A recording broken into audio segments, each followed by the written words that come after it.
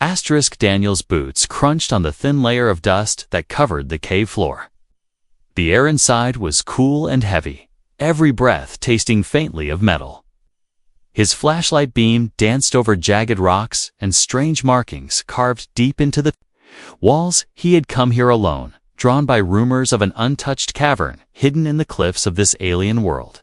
His helmet scanner beeped softly, detecting faint energy traces ahead. That was strange. This planet had been abandoned for thousands of years, according to the expedition records, but the signal was clear, steady. And coming from deep inside the cave, he followed the twisting path, the sound of his breathing loud in his ears. The walls began to change, shifting from rough stone to smooth surfaces covered in glowing symbols. Lines of soft blue light pulsed faintly like veins under the rock. Daniel reached out and ran his gloved fingers over the carvings. They were cold and smooth, yet he felt a faint vibration under his touch. As if something alive was sleeping inside, the tunnel widened suddenly into a vast chamber. His light swept across the space and caught on a raised platform in the center. On it rested a large crystal coffin, its surface clouded with dust and age. The faint energy reading was coming from there. Daniel approached slowly, each step echoing in the silence. His breath caught as he wiped his glove across the crystal surface. Beneath the layer of dust, a pale face was revealed. A young woman lay inside, her skin faintly glowing, her hair spilling like silver threads around her shoulders. She was unlike any human, her features delicate and alien, yet strangely familiar for a moment. Daniel thought she was dead. Then, a flicker, her eyelids twitched. The crystal under his hands began to hum. A low vibration ran through the floor, sending ripples through the dust at his feet. He stumbled back, his heart racing. The hum grew louder, and the glow inside the coffin spread. The markings on the chamber walls began to shine brighter. As if answering the awakening, a thin crack appeared across the crystal surface, and with a soft hiss, it split open. The alien girl's chest rose sharply as she took her first breath in what could have been thousands of years. Her eyes opened, slowly revealing irises that shimmered with shifting colors, blues, greens, and gold, all blending together. She stared at Daniel without moving. As if studying every detail of him, her lips parted, and her voice was soft but clear. "Are you male?" Daniel froze, unsure what to say. His mind raced. Was this some kind of ancient AI speaking through her? Or had she really been alive in this coffin all along? "Yes," he said carefully. "I'm human." Something unreadable passed over her face, a mix of wonder and disbelief. She sat up slowly, her movements graceful yet weak. The fabric of her clothing shimmered faintly in the dim light. It looked ancient, woven with threads that caught and reflected the glow from the walls. She looked around the chamber as if searching for something. Her gaze lingered on the glowing symbols before returning to him.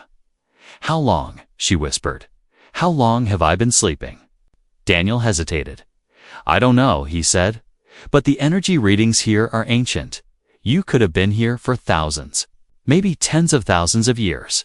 Her hands tightened slightly on the edge of the coffin. She took another slow breath. "Then my people, they are gone." Before Daniel could respond, the ground trembled. A deep rumble echoed from somewhere beyond the chamber. The blue lights on the walls began to flash in a steady rhythm. Like a warning, the girl's expression changed instantly. From calm to urgent, she slid off the platform, her bare feet silent on the floor. "We must leave," she said. "Now?" Daniel looked back at the tunnel he had come from. "Why? What's happening?" Her eyes locked onto his. "The Guardians will come," she said. "They will not understand, and they will not let you live." A distant metallic sound rang through the air, the echo of something heavy moving. Daniel's pulse quickened. He grabbed his flashlight and checked his sidearm. This was no longer a simple exploration. The girl stepped closer, her hand briefly touching his arm. Her skin was warm, almost too warm if you want to survive. "You will follow me," she said firmly. Then she turned and moved toward a dark passage on the far side of the chamber. Daniel hesitated only for a second before following the hum. From the coffin still vibrated faintly in the air behind them. And somewhere deep in the shadows, the sound of approaching footsteps, heavy, unhurried, and getting closer, echoed like a heartbeat in the stone. Daniel followed the alien girl through the narrow passage, his flashlight beam bouncing off walls lined with more glowing markings. The air felt warmer here, carrying a faint scent he couldn't place. It was like flowers and smoke mixed together. Behind them, the metallic footsteps echoed again, slower, but heavier, and he could tell whatever was following them was not in a hurry. It was confident it would catch them. The girl moved with surprising speed for someone who had just awakened. Her bare feet made no sound, but she kept glancing back to make sure he was close. Daniel's breathing was loud in his own ears. He was trying to process everything. The coffin, her strange question about males, the warning about guardians, and the fact that something ancient and dangerous was now awake and coming for them. After several twists in the tunnel, they entered a smaller chamber. The walls here were covered in symbols carved deeper into the stone, and in the center stood a tall pillar made of the same crystal as her coffin. It pulsed with light in sync. With the markings, the girl placed her hand on it, and the light shifted to a soft green glow. "They know I am awake," she said quietly, not looking at him. "They can feel it. The guardians are bound to protect me, but they were not made to understand your kind." Daniel stepped closer, trying to read her face, "So they'll kill me just because I'm human." Her eyes flicked to him, and for a moment, there was something like guilt in them. "Not because you're human," she said, "because you are male." The words hit him strangely. He wanted to ask more, but the sound of metal grinding against stone filled the chamber. The girl removed her hand from the pillar and pulled him toward another tunnel. "No time. They are closer." They moved quickly, the walls narrowing until Daniel had to turn sideways to fit through. He could feel the vibrations now, each heavy step shaking the ground slightly. The tunnel opened again, revealing a set of wide stairs carved into the rock. A faint light glimmered far above. "That's the way out," she said, "if we can reach it before they catch us." Daniel's boots pounded on the steps, but halfway up, a deep metallic voice echoed from below. It was speaking in a language he didn't know, but its tone made the hairs on his neck stand up. The girl froze for half a second, her shoulders tense. Then she pushed him forward. "Don't listen to it. Keep moving." They climbed faster, the light above growing brighter. But then the steps shook violently. Daniel stumbled, catching himself on the wall. From the shadows below, a massive figure emerged, twice his height, armored from head to toe in ancient metal. Its eyes glowed a fierce red, and in its hand was a weapon shaped like a long spear, but made entirely of the same crystal. Daniel pulled his sidearm, but before he could aim, the girl stepped between him and the guardian. She raised her voice in a sharp command that echoed in the chamber. The guardian paused, tilting its head slightly as if considering her words. For a moment, Daniel thought it would obey. Then the red glow in its eyes flared brighter, and it took another step forward. The girl's expression hardened. "It has been too long," she said under her breath. "They no longer remember me without." Another word, she grabbed his hand and pulled him up the stairs again. Daniel fired 2 quick shots at the guardian. The bullet sparked against its armor, but did nothing. The spear in its hand began to hum, and a crackling energy formed around the tip. They reached the top of the stairs and burst into another tunnel. This one was different. The walls were rough again, unmarked, and the air smelled of fresh wind. Daniel could feel they were close to the surface. Behind them, the guardian's heavy steps followed, steady and relentless. The tunnel ended in a jagged opening that led to the outside. Stars glittered in the alien night sky. Casting faint silver light over the rocky landscape, the girl didn't slow down. She leaped out onto the uneven ground and began moving toward the distant hills. Daniel followed, his lungs burning. The night air was cold, but it felt clean compared to the heavy air of the cave. When they were far enough to catch their breath, Daniel turned to look back. At the cave mouth, the guardian stood, its glowing eyes locked on them. It didn't step outside, but the way it stood there made it clear this wasn't over. The girl followed his gaze. "It cannot leave the cave," she said, "but others can." Daniel swallowed hard. "Others?" She nodded slowly, her eyes glinting in the starlight. "My people left more than one guardian, and not all of them are bound by the same rules. They will come, and when they do, they will not stop." Daniel looked out across the alien landscape. Feeling the weight of her words, whatever he had found in that cave was far bigger than he had imagined.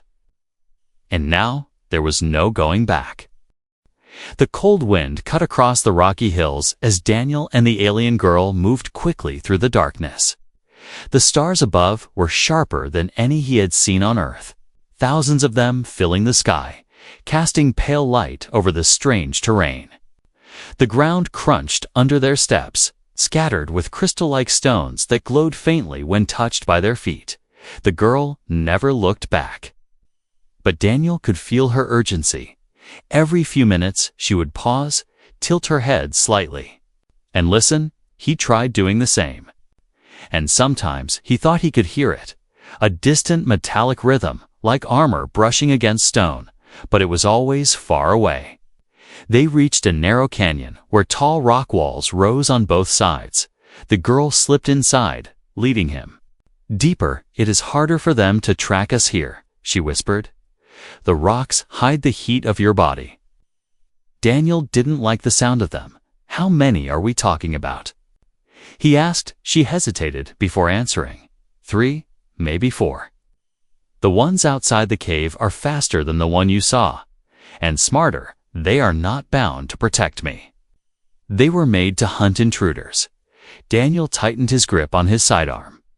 He didn't like their odds, especially if the guardians were as tough as the first one. "So how do we stop them?" Her expression was unreadable. "We don't. We stay ahead of them." The canyon narrowed until only one person could pass at a time. They moved in silence, but then Daniel noticed something strange. A faint green glow was seeping out from between the rocks ahead. The girl slowed, stepping carefully. Her eyes widened slightly. This was not here before. They rounded a bend and saw it, a small pool of water, perfectly still, glowing with an inner light. Above it, etched into the rock, were symbols, similar to those in the cave, but fresher, sharper, as they approached. The glow from the pool brightened. Daniel felt the hair on his arms stand up. The girl knelt beside the pool, dipping her fingers into it. She closed her eyes for a moment, and when she looked at him again, there was a mix of fear and wonder in her voice. "This is a memory spring. My people used them to store thoughts and knowledge." Daniel crouched beside her, peering into the water. At first, he saw only his own reflection. Then it changed. The surface rippled, and an image appeared, a vast city made of silver towers under a sky filled with flying ships. It looked alive and thriving. But then the image shifted. The towers crumbled. Flames rose and strange black clouds spread across the sky. Daniel's breath caught. "That's your world, isn't it?" She nodded slowly before the fall. The image changed again, showing groups of alien women gathered around a single male figure. He was different, taller, broader, his skin darker but clearly the same species. The women touched him. With reverence, almost desperation, Daniel looked at her. So it's true. There really were no males left after that. Her voice was soft. None for thousands of years. The balance was broken. And without it, we faded. She looked at him in a way that made him feel both important and uneasy. And now you arrive before he could respond. The water darkened suddenly. A shadow passed through the image. And the reflection shifted to something else.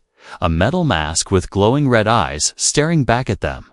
The pool shimmered, and a metallic voice echoed faintly, speaking in that same alien language he had heard before. The girl's face went pale. "They found us," she whispered. Daniel spun around. Scanning the canyon walls, the sound of footsteps was louder now. Echoing off the rock, coming from both directions, the girl grabbed his arm. "We must leave the canyon. It is a trap now." They ran, the walls closing in around them. The sound of the hunters grew sharper, scraping metal, heavy breathing, and the hiss of energy weapons powering up. The green glow of the pool faded behind them, replaced by the red flicker of something moving in the shadows. Daniel's lungs burned as they reached the canyon's end. The girl pressed her hand to a section of rock, and to his surprise, part of the wall shifted, revealing a narrow gap. They slipped inside just as a blast of energy scorched the spot.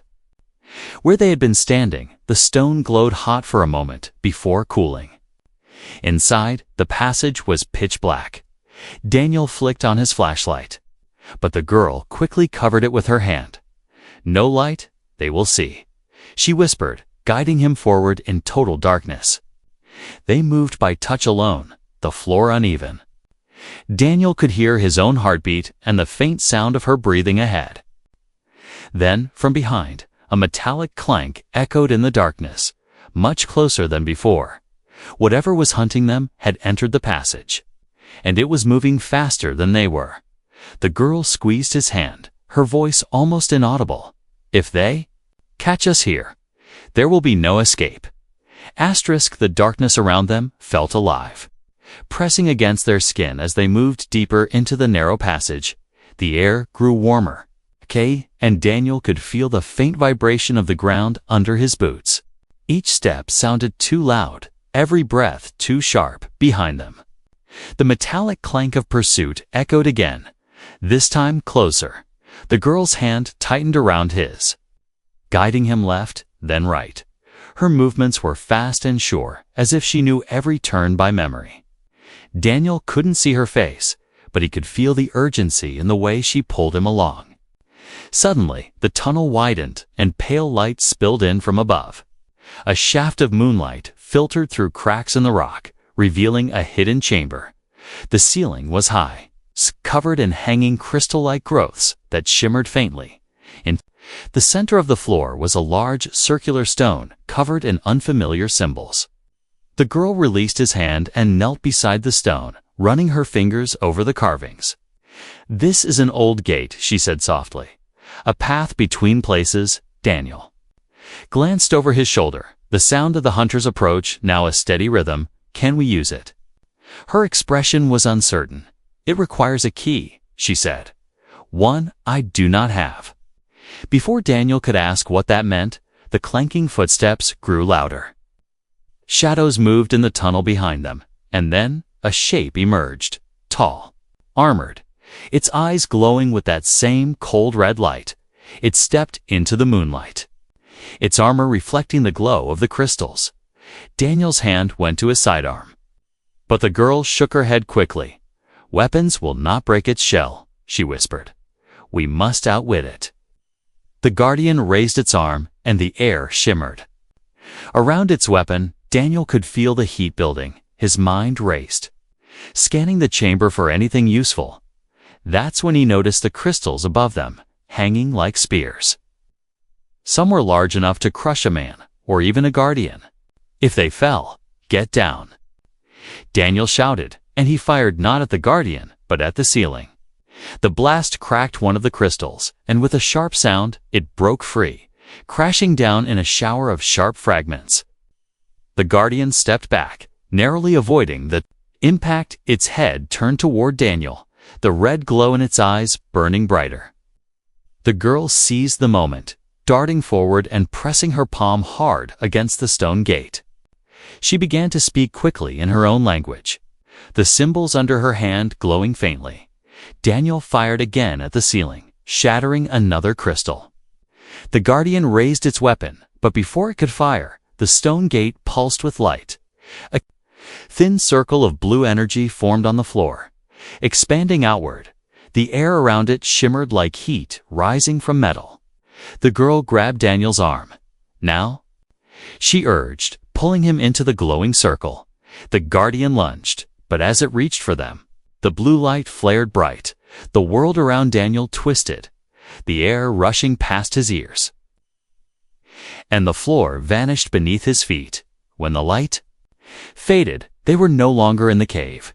Instead, they stood on a wide, flat plain under a black sky streaked with silver clouds. Strange plants with tall, glowing stalks swayed in the wind, and far in the distance, something like a ruined tower stood alone. Daniel staggered, trying to catch his breath. Where are we?" The girl looked around slowly, her eyes scanning the horizon. "Far from the cave," she said, "but not far enough. The guardians will find a way to follow." He frowned. "I thought they couldn't leave the cave." "They cannot leave the stone that binds them," she replied. "But they can pass through gates like this if another opens one for them." Daniel didn't like the sound of that. He could feel the danger hadn't passed, only changed. The girl turned toward the distant tower. "We must reach that place before night ends," she said. "There may still be one who can help us." They began walking, the ground soft under their boots. The glowing plants gave off enough light to see by, but their shadows stretched long and strange. Daniel kept glancing behind them, half expecting to see red eyes in the dark. Hours seemed to pass in silence until the wind shifted, carrying with it a faint metallic scent. The girl stopped suddenly, her head tilting slightly. "They are near," she whispered. Daniel scanned the horizon, but saw nothing. "How do you know?" Her voice was calm but grim. "Because I can feel them," she said. "They were made from the same power that made me." Before Daniel could answer, a shape moved between the glowing plants, tall and smooth, almost blending with the shadows. Then another and another. The faint glimmer of red eyes appeared in the distance, slowly closing in. The glowing stalks swayed in the wind, their light flickering as if reacting to the movement in the darkness. Daniel's heartbeat quickened. He could see the red eyes now, more than two, more than four, scattered across the horizon like embers. In the night, they weren't rushing, they were circling, closing the distance slowly. Like predators, confident their prey couldn't escape, the girl stood still, her gaze sweeping over the field. "They will drive us toward the trap," she said quietly. "If we run without thinking, we run into their hands." Daniel scanned the land. The only landmark was the ruined tower far ahead, jagged against the black sky between here and there. The glowing plants grew thicker, almost forming a forest. "If we get inside those plants, maybe we can lose them," he said. She shook her head slightly. "The stalks react to movement. They will show them where we are." Another shape emerged from the dark, taller than the others, moving with a strange, fluid grace. Its armor reflected faint blue from the plants, and in its hand was a weapon unlike the spear from before. This one glowed faintly at the edges, like it could cut through stone. Daniel knew without testing that it could cut through him just as easily. "They're pushing us toward the tower," Daniel realized. "Why?"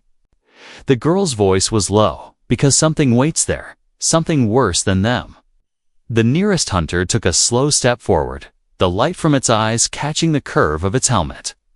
Daniel's hand went to his sidearm, but the girl put her hand on his wrist. "Not yet," she said. "Your weapon will only make them faster." Daniel forced himself to stay still.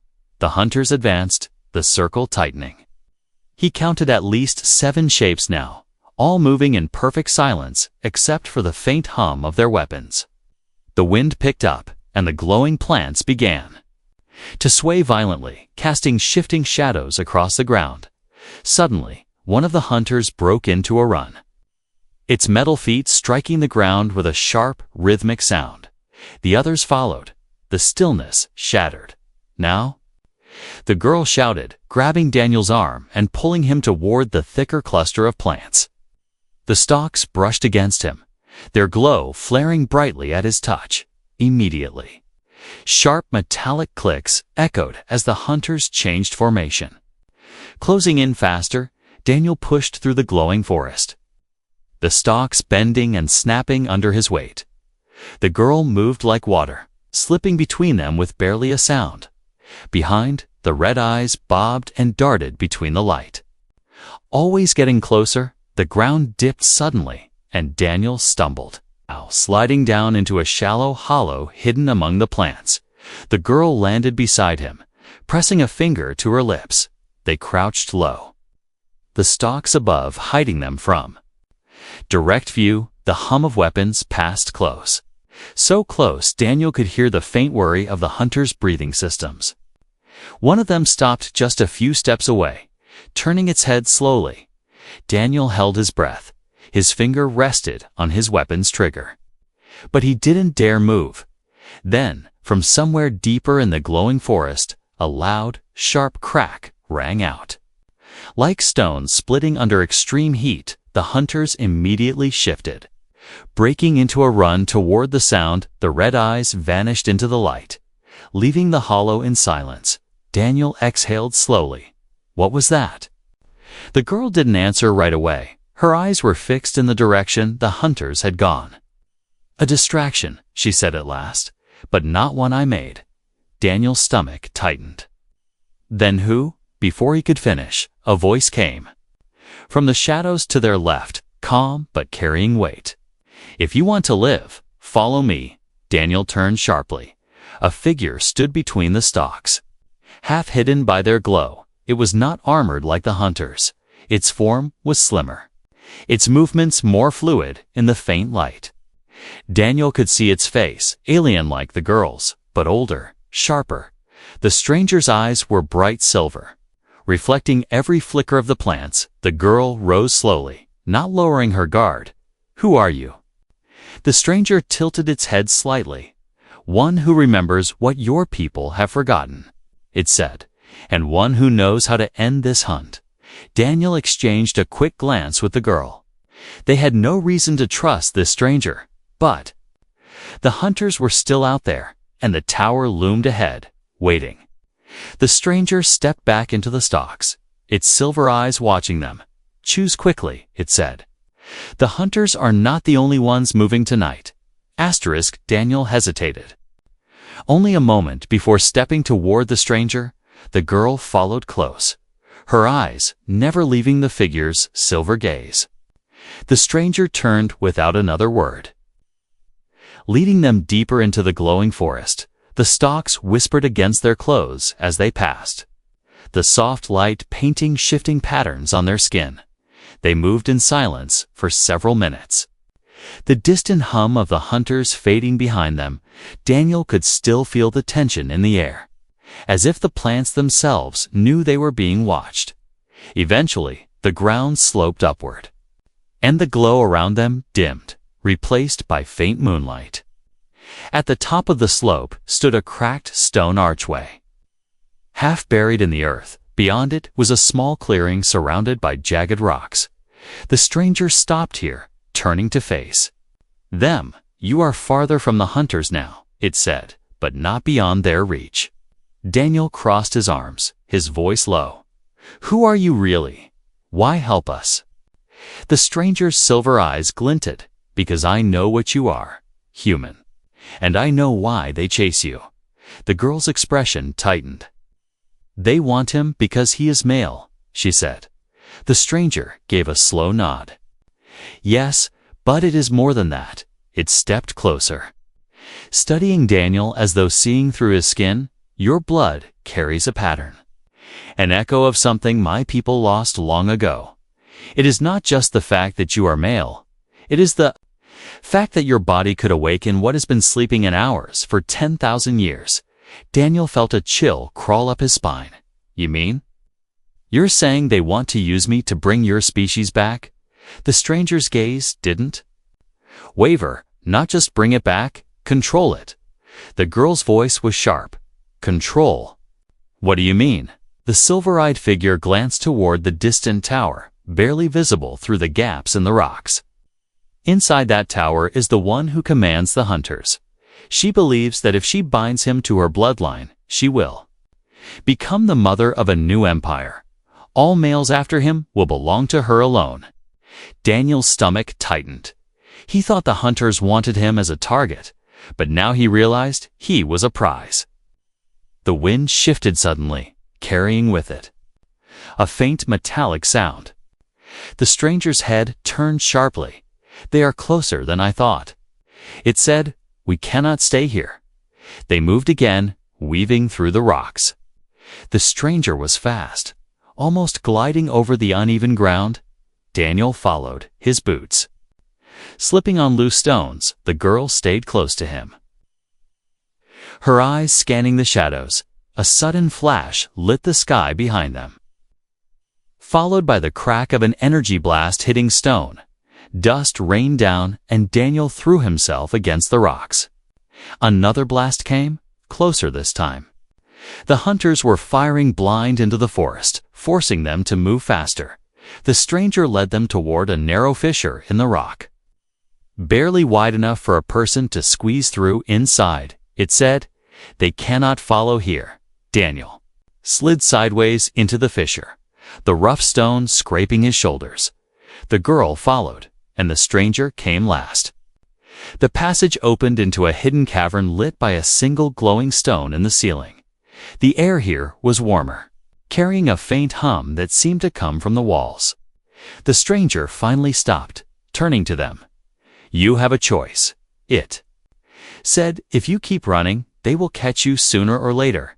If you go to the tower now, before they expect it, you may end this on your terms." Daniel frowned. "End it? How?"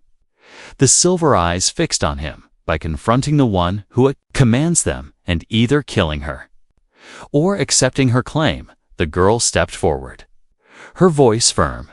"He will not be claimed. He is not theirs to take." The stranger tilted its head slightly. "Then you had better make sure you can protect him, because the moment they reach him, it will not be his decision anymore." Daniel felt the weight of their words. The idea of walking into the tower felt like suicide, but running forever wasn't an option. He looked at the girl. "If we go there, do we have any chance at all?" She held his gaze, her voice low but steady. "Only if we face them before they gather their full strength." A sound like distant thunder rolled through the cavern. The stranger glanced toward the entrance. "That is not weather," it said. "They are breaking the ground to reach us." Daniel's pulse jumped.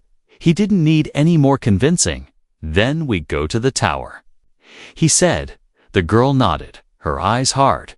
The stranger's lips curved into the faintest smile.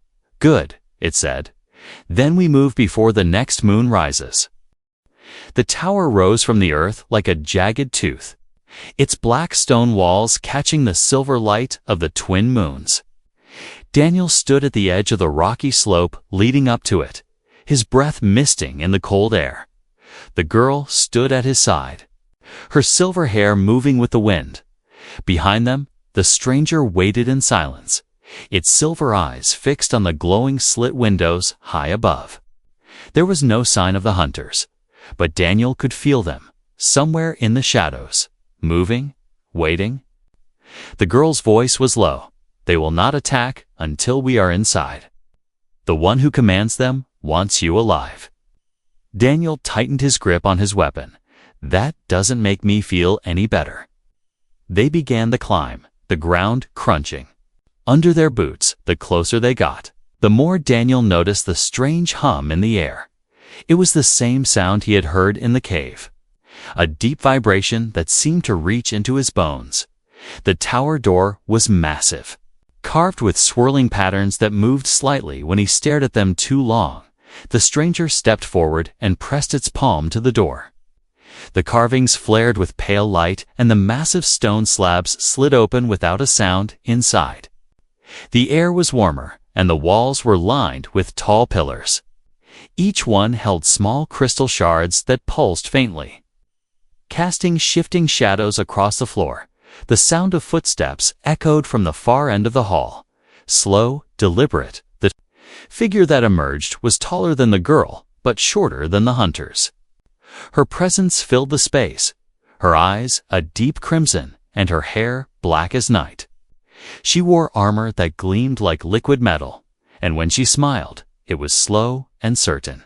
"So," she said, her voice carrying through the hall, a human. Male, after 10,000 years. Her gaze swept over Daniel like she was inspecting a rare treasure. "Do you know what you are worth to me?" Daniel's jaw tightened. "I'm guessing a lot more than I'd like." The commander's smile widened, enough to remake an empire. She stepped closer, each movement smooth and precise. "You could be a god among my people, and in return, I would give you everything." The girl moved in front of him, her voice sharp. "He is not yours." The commander's eyes narrowed slightly. "And you would deny your own kind survival." Daniel could feel the tension crackling between them. He glanced at the stranger. But the silver-eyed figure remained still, watching. The commander's voice softened. "Human, understand this, you will be taken. Alive or willing, I offer you the chance to choose how it happens." The girl's hand brushed his, a silent signal. Her eyes told him everything. If they fought here, they might not walk out, but if he stepped forward, he risked everything. Daniel took a slow breath. "You want me?" He said, "Come and take me." The commander's smile vanished. She raised her hand, and the air shimmered. The hall doors slammed shut, and from the shadows, the hunters stepped forward, their red eyes burning in the dim light. The hum in the air rose to a piercing note. The stranger moved at last, its silver eyes flashing. It spoke in the same alien tongue the hunters used. And for the first time, they hesitated. The commander's head snapped toward the stranger, recognition. In her eyes, "You?" she hissed. "I thought you were dead." The stranger's voice was cold. "You thought wrong." Before the commander could react, the girl grabbed Daniel's arm and pulled him toward one of the pillars. "Now," she whispered, pressing his hand to the glowing crystal shard. The shard flared bright, and a surge of energy shot through the room. The hunters staggered, their movements slowing. Daniel didn't think. He swung his weapon and fired at the base of the nearest pillar. The crystal exploded, sending shards across the floor. The hum in the air faltered, and the hunters froze mid-step. The commander roared in fury, lunging forward, but the stranger intercepted her, their clash shaking the floor. The girl pulled Daniel toward a side passage, her breath fast. "We can't kill her now," she said, "but we can take away her power." They ran through the twisting halls, smashing every crystal they found. Each one shattered made the hum weaker, and the red light in the hunter's eyes dimmed. By the time they reached the last one, the sound in the air had faded completely when they emerged back into the night. The tower was silent. No hunters followed. No commander appeared. Only the wind moved across the barren slope. Daniel stood there, catching his breath. The girl turned to him, her expression unreadable. "You have made an enemy who will never stop hunting you," she said. "But you have also given my people a chance to be free of her." Daniel looked at the tower one last time, knowing this wasn't the end. "Then, I guess we'd better keep moving," he said. The stranger appeared behind them, its silver eyes glinting. "Yes," it said, "because now, the real war begins." And somewhere deep inside, Daniel knew it was right.